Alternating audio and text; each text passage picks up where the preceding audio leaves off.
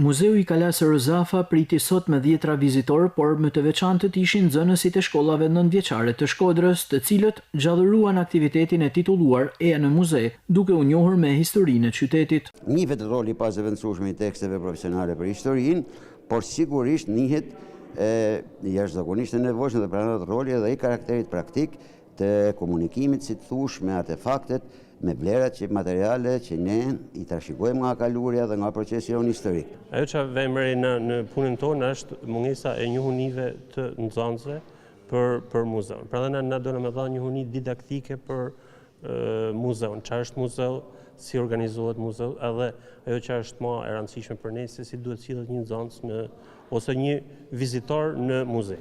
Çfarë përfiton prej muzeut, por edhe çka ka detyrime në muze, në sjellje, në mënyrën e qëndrimit e tjerë. Mendojmë që këtë ta vazhdojmë edhe me klasa të tjera, kurse në vjesht shpresojmë që ta bëjmë në shkolla të ndryshme. Në këtë muze janë të ekspozuara dëshmitë të banimit të Shkodrës në periudha të ndryshme historike. Në muze me anë dokumentash e objektesh të ekspozuara, paraqitet kalaja në rrjedhjen e historisë, e lidhur ngushtë kjo edhe me historinë e qytetit.